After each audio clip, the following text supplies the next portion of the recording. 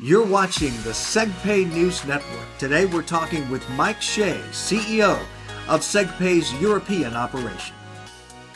Hello again, it's Mark Pettit in the Segpay studio here in the United States, and we have another globe-trotting guest to join us on the program this week. It's Mike Shea. He is the CEO of Segpay's European operations. He's visiting here in the United States and taking some time for us. So Mike, first of all, thank you for your time. Good to see you again. Thank you for having me. Really looking forward to this. So Mike, let's get right to it. Let's talk about the differences in the payments climate in Europe versus the United States. What's different? What's similar these days?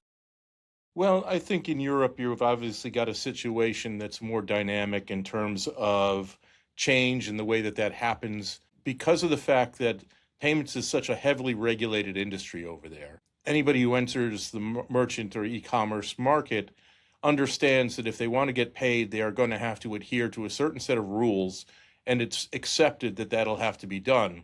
As a result, the ways that they deal with compliance and with marketing and with presentation to the potential customers of their platform is going to be very different, very fluid, is going to have to react to quick changes in the law or to upgrades in security requirements in a way that I think probably doesn't apply quite as much in the States. So you've got people there who are used to having to react to changes in the environment, whether it be the legal or regulatory environment or the technical environment that they're facing. And that drives a lot of change and a lot of innovation. It seems to me that Europe is ahead of the curve when it comes to regulations and compliance. What issues right now are top of mind for merchants, especially in the high-risk space? Well, I think one of the things that everybody is concerned about is age verification, and we'll probably talk about that in a little more depth later on. But there's also a new payments directive that's coming in, PSD3, and that's something that everybody needs to be aware of. And it's going to require some new licensing for payment providers and some new awareness for merchants. There's a lot of other things that go on in both the payment sphere and outside of it that are going to influence the way people do business. That's everything from tax policy to new types of payment options that are available for people out there. And in the high risk space, obviously, you've got concerns about content and AI and all of the sorts of things that can trip up a merchant and lead to payments providers having to really be at the front of the curve when it comes to educating what merchants should expect and giving them a chance to stay ahead of the curve themselves when it comes to the sorts of things that they're offering so that they just stay out of trouble. And that's one of the things I think that we're particularly good at here at Segpay. Mike, it seems that Ireland has really come on strong in the last few years as being a hub for payments processing, fintech, etc. Why has this happened? Why has Ireland become such a hotspot?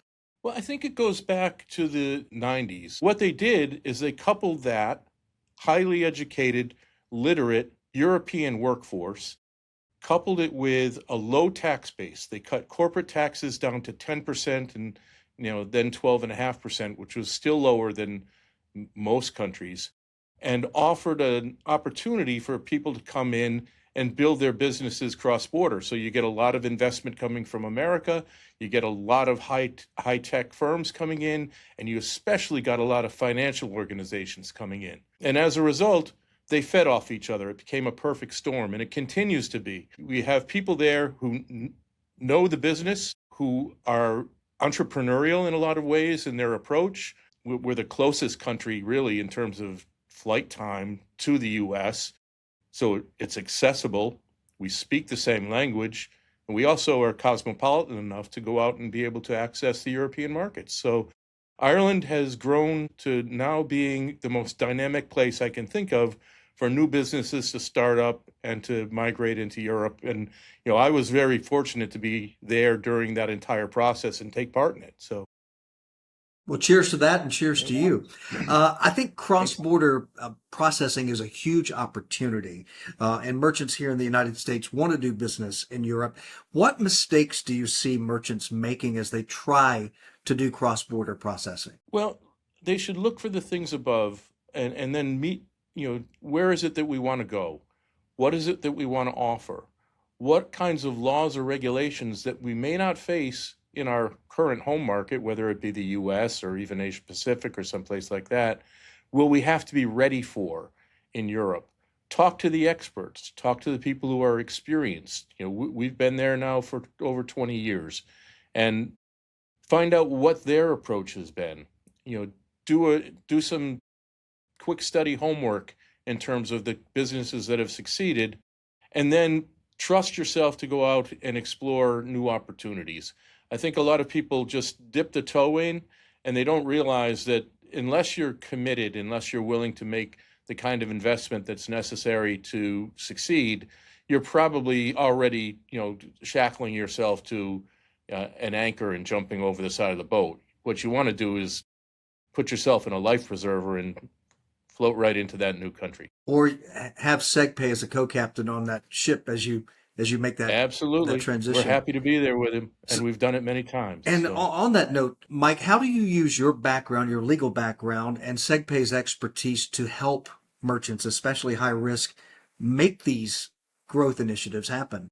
That's a really good question, because I really had to change hats when I became a CEO. My background as a lawyer was always assisting payments companies, and I worked for a couple of the larger ones as their European chief counsel, to avoid pitfalls associated with compliance and risk and regulations and those sorts of things. And then I had to kind of adjust as a business developer on the CEO side, but I'm still able to draw on the fact that I know where it is that I've seen things go wrong in the past. We at Segpay see that as a strength, and that's why we're very compliance heavy. We hire a lot of people to make sure that we cover off all the problems that might arise for our merchants.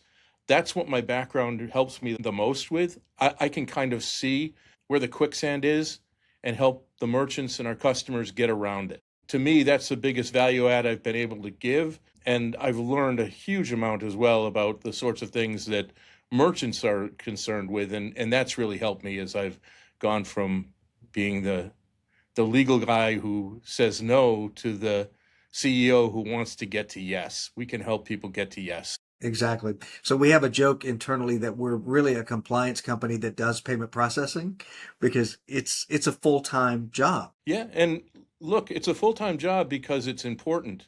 Sometimes people describe us as a technology company.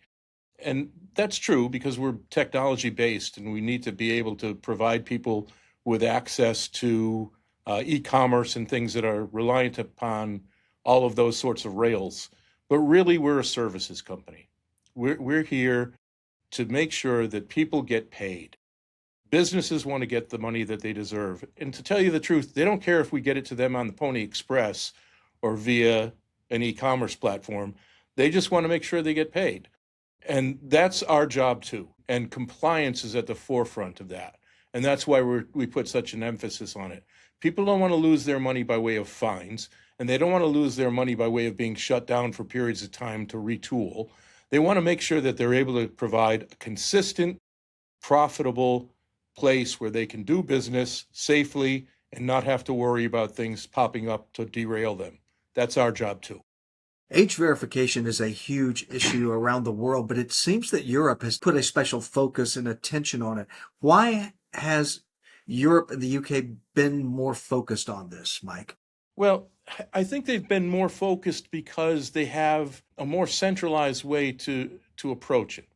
And this is one of the things that I've seen, is that the European Union has consistently taken a unified approach to areas like payments, and age verification is one of those. There's an EU directive that applies across the board to all the countries in the EU. It's still being worked out in terms of what its details mean, but there is no lack of clarity in the fact that there is going to be a centralized approach. And by doing that, it means that European merchants and European providers like ourselves on the payment side can really start to work to address this proactively. I think one of the problems in the US is that there's still a very diverse, scattered approach to how these various legislative rules will be brought in. Florida may have one approach, Texas may have another. South Carolina may have another, and there's a whole range of states that haven't passed anything yet. So I sympathize greatly with merchants. They must be sitting there and wondering, well, which one is going to end up being the right one? They want to make the right choice. It's easier to do in Europe right now than it is in the US. And I think that's kind of the thing that is causing some concern. Well, we've done interviews with Ofcom officials, etc. And for me, I was thinking, why are merchants so nonchalant here in the United States about this? But you may have just touched on it. They could be confused, right? Not knowing which way to go at this point. Yeah, I don't think they're nonchalant. I think they're worried, and they know it's out there. It's just put yourself in their shoes and show a little empathy. What are they supposed to do? How can you make a call right now? Because you're not in a position yet to know what the right answer is. And so I think they're taking more of a wait and see approach than a nonchalant approach. And there's plenty of people losing sleep at night. They just don't know quite yet how to get to the point where they can fix things. So this is an issue that's not going away. There are huge fines being handed out, right? Across Europe and the UK. Yeah, there's fines being handed out. In addition to fines, every time that there's a new law passed or a new regulation comes up, there's also opportunity. The ones who are able to take action correctly are the ones who are going to thrive. And we knew that here at Segpay. So we've commissioned a consulting firm to go out and do an across the globe survey of what age verification laws are out there and what solutions are out there. So we aim to become the experts in this field. We want to be able to be the place where merchants know that they can go if they have a question about what they need to do or what they should do and what the latest approaches would be in respect of this issue. Because you're right, we see it as something that's incredibly threatening in the near future, and also something that, for the ones who get it right, they're going to have a huge leg up on the competition, and we want to be there to help them do that. And Mike, do you think it's going to be age assurance is the primary focus, or do you think it's going to be age verification? If I had to bet, I would say it's going to be age verification. I think that they are leaning towards an approach where you are able to stand over the fact that for everybody who's come and transacted on your platform, you have something to point to that shows that you had reason to believe that they were in fact over 18. You may not always get it right, but if you can show the documentary trail that shows why you reached that conclusion, not just an assurance, but something that looks like it verifies it, then I think that's probably the way things are going to go. For people who don't know, Segpay actually started in Europe as a payment processing company and has made lots of investment over the years. Mike, in most recent years, what has Segpay done as far as investing in the market to help high-risk merchants navigate all these treacherous waters? Well, one of the things we've done most recently is we've invested in a platform that allows us to coordinate all of our compliance activities.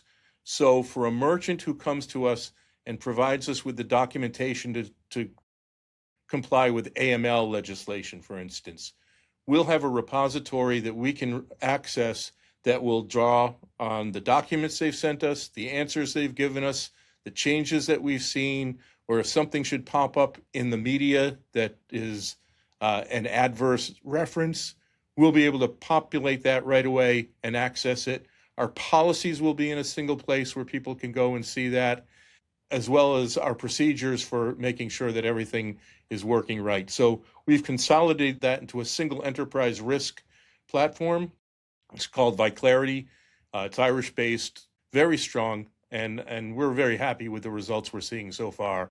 Some of the other investments that we've made, not just in Europe, but globally, we've opened in Australia now. And that was driven largely out of our office in Ireland. And we have managed to get an entity up. We have an application in front of Austrac. We've established banking relationships there.